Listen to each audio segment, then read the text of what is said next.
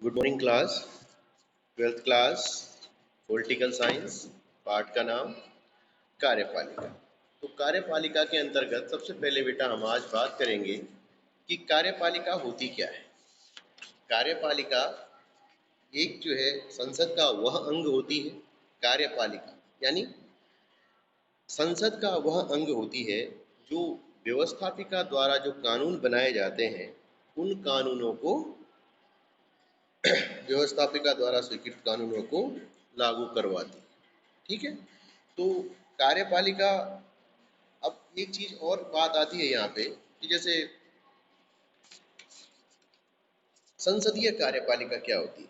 कार्यपालिका तो जैसे बेटा हमारे यहाँ जैसे नाम मात्र कार्यपालिका भारत के राष्ट्रपति को भी बोलते हैं कि जब तक जो है भारत के राष्ट्रपति किसी भी विधेयक या कानून पे हस्ताक्षर नहीं करते हैं तब तक वो जो है मान्य नहीं होता है।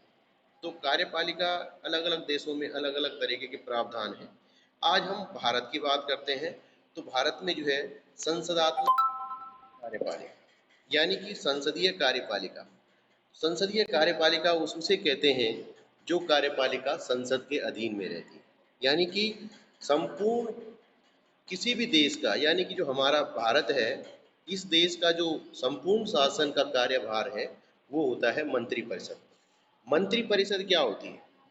मंत्रियों का जो समूह होता है, जो जितने भी मंत्री होते हैं उस समूह को जो है हम मंत्रिपरिषद कहते हैं। और वो मंत्रिपरिषद जो है अपने कार्यों के लिए व्यवस्था के प्रति उत्तरदायी होती है। ठीक।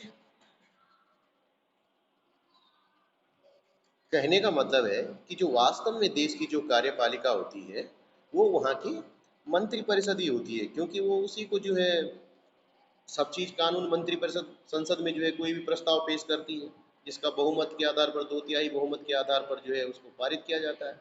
फिर जैसे हमारे देश के राष्ट्रपति को आप कहते हैं कि नाम मात्र की कार्यपालिका कह सकते हैं। हमारे देश का जो प्रधान जो राष्ट्रपति है वो नाम मात्र की कार्यपालिका। कहने का मतलब है कि उसके अधिकार तो प्राप्त होते हैं, लेकिन कभी कभी क्या होता है कि राष्ट्रपति कोई भी विधेयक कानून तब बनता है कि जब वो जो है दोनों सदन लोकसभा और राज्यसभा में पारित होने के बाद राष्ट्रपति के पास स्वीकृति के लिए जाता है।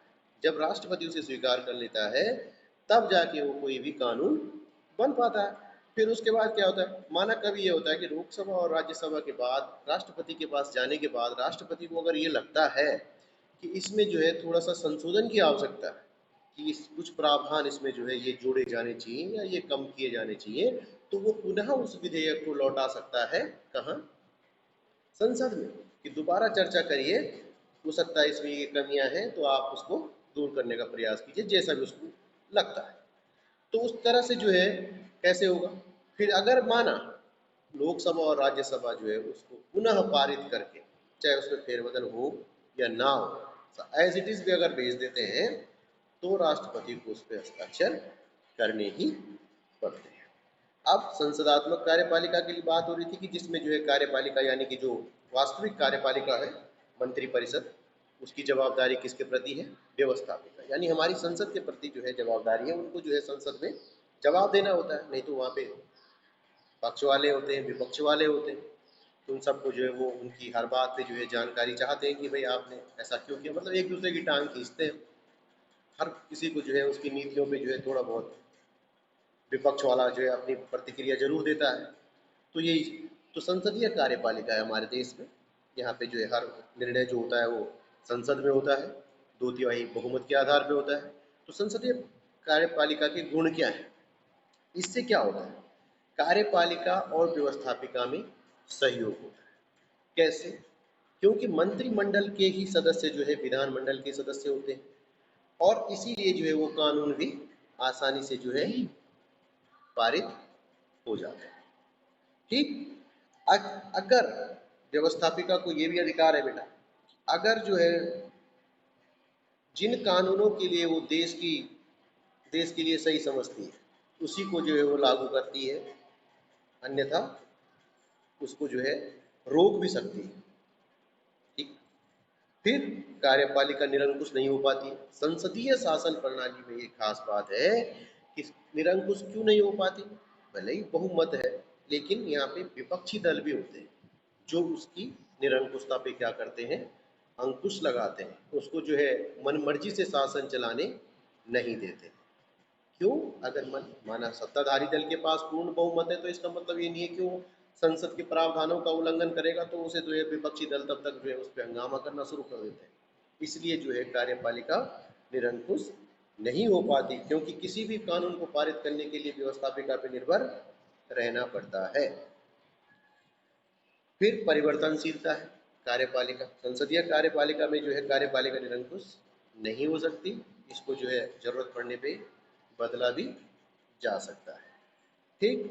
फिर राजनीतिक शिक्षा का साधन है, क्योंकि संसदीय कार्यपालिका में जो है राजनीतिक दल एक से अधिक होते हैं, कई राजनीतिक दल होते हैं संसद में, जैसे हमारे भारत में है राजनीतिक दल होते हैं।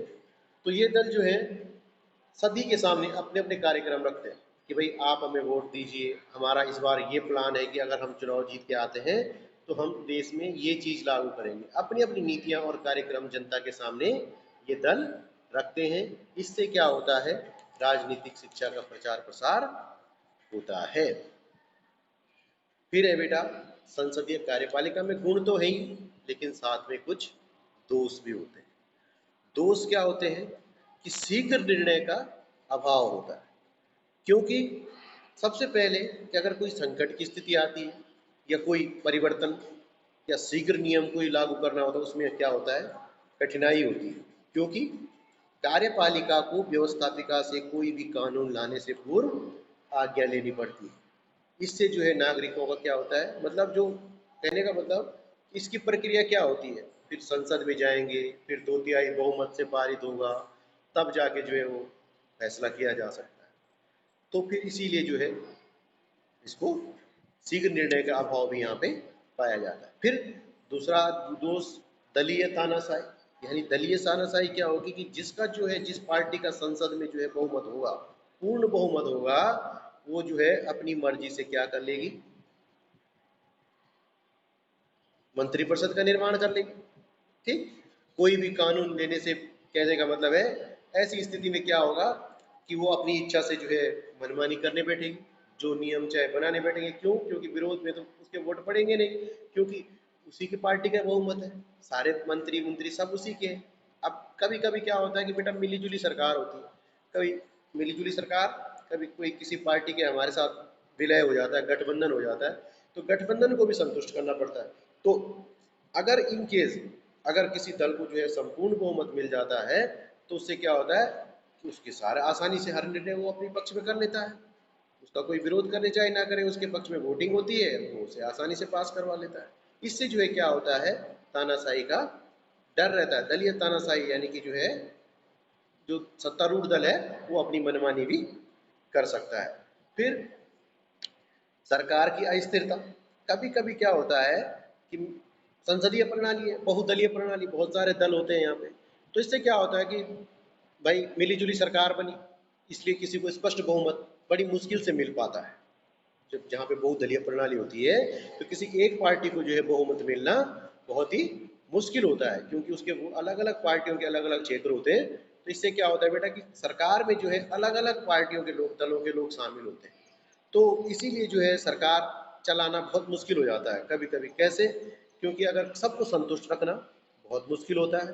कहने का मतलब है कि अगर किसी पार्टी के किसी के मन की बात पूरी नहीं होती है तो अपने आप को जो अपना समर्थन वापस ले लेती है और सरकार क्या होती है, अल्पमत में आ जाती है, जिससे क्या होता है विकास के कार्य रुक जाते हैं।